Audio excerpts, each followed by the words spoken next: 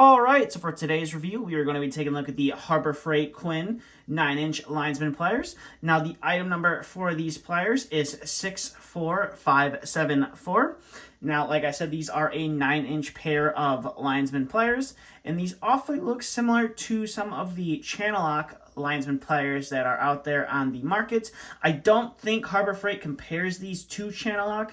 I think they compare them to, it's like an Irwin, or it's somebody else that they compare them to. But to me personally, these look awfully similar to a pair of channel lock pliers. So to start off the video here, we're going to go ahead and take a look at the handles. Now, these are just a standard dipped pair of handles.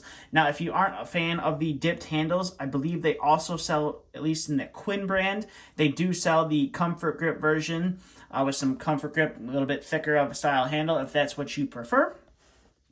Now, coming up to the plier itself, you have a bunch of serrated teeth here on the back. Some other pliers and some other companies, they advertise that is for like pulling a fish tape. Or if you got, you need to grab a grip and you can hold the pliers and put whatever you're gripping onto there and pull it. Now, obviously, these are not it's not like a true fish tape puller, but a lot of companies like to advertise that as a fish tape puller. I don't think Harbor Freight does that themselves. So you have the Quinn emblem or logo that is laser etched onto the surface of the plier. And then you have your cutting jaws here at the top. And then you have at the nose of the plier, you have some pretty aggressive cross hatching you can see. Now, it doesn't go all the way. I would have liked to have seen that kind of go all the way, but you do have a smooth spot there. So maybe if you needed to bend or loop some wire, you could use that smooth spot to do that instead of using the teeth here on the nose of the plier. Now, these cutting knives, they can cut through screws, nails, and I believe Harbor Freight also advertises they can cut through pretty much any hardened wire. I don't really typically work with hardened wire. I think the hardest wire that I work with would be ceiling grid wire. So these guys should be able to chop through that. And other than that, any other hardened wire like ACSR and things like that, I'm not sure how well these would hold up, but I would assume that they can cut through them. So that's pretty much it for the detail here on the back. You have some warning, wear eye protection, and then the insulation on here isn't going to protect you from electrical shock, which is pretty much a standard feature that everyone likes to advertise on their pliers. Because a lot of guys tend to think that the dipped handles, or at least the comfort grip handles, have some sort of insulation rating to them, and when it comes down to it, they don't, and you're most likely almost always going to feel a shock. If you go to cut through something live, or if you're working around something live and you accidentally touch, the pliers accidentally touch whatever is live, you're going to 9 times out of 10 feel a shock in them. So like I said, that's pretty much it for the detail. Now we'll get to some of the functionality of the tool. Now, they will open to about there on their own, but I'm sure if I put some oil on them and work them loose for maybe 30 minutes to an hour, they'll probably open up all the way. But these guys will open up to a max about there, and then obviously they will close. That is as far as they close. Now, you can see there is a small little gap in between the teeth and the top jaw and the bottom jaw, which is pretty standard on linesman pliers.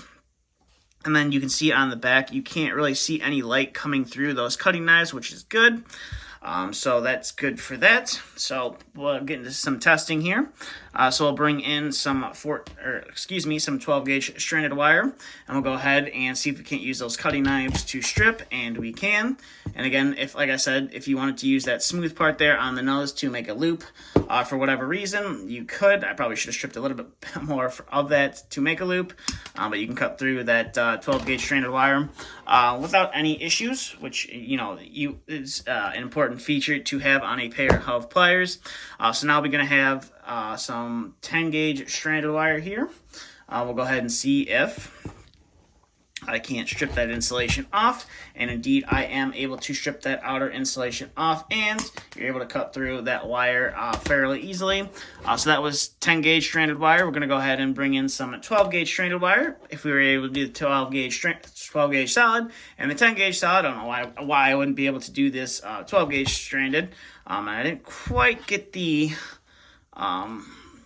strip there, but I'm able to pull off that insulation and able to cut through that plier, able to cut through that wire. Now we're going to go ahead and bring in some 14-2 Romex and see how well these can cut through this. Making sure we put that wire as close to that pivot joint or close to that rivet as possible. And you are able to fairly easily cut through that 14-2 Romex wire without any issue. It's actually a fairly smooth cut. I have to say I'm kind of impressed with that. So now I'll go ahead and bring in that 12 gauge Romex wire. And you have a little bit louder of a snapping sound, but again, you don't have to use any crazy amount of force to cut through that Romex wire. Now, they did, like I said in the earlier part of the video, they did advertise that this can cut through screws and nails. So I have a 632 screw here. We're going to see if these guys can chomp through this 632 screw. So I'll put a little bit of that screw in there and see if we can do it one-handed. And that 632 screw is relatively no match for these Linesman pliers. So go ahead and move that out of the way, and we'll bring in I think this is another 632 screw. I thought I had an 832 screw here, but I don't. So we're not going to cut through an 832 screw, but you saw it was able to cut through that 632 screw without an issue. So overall, definitely a quality pair of Linesman pliers from Harbor Freight. Now, Harbor Freight isn't known for making, the best quality tools.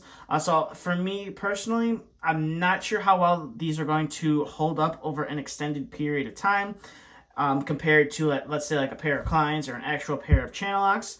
But like I've said in some of the previous videos that I've made here about some of the tools that I picked up from Harbor Freight, these are definitely a nice tool for a beginner. Or someone just getting into the trades, or if you just want a pair of Linesman pliers to have around the house, and you don't want to spend a stupid or a crazy amount of money on, an expensive pair of Linesman pliers that you're maybe only going to use a few times.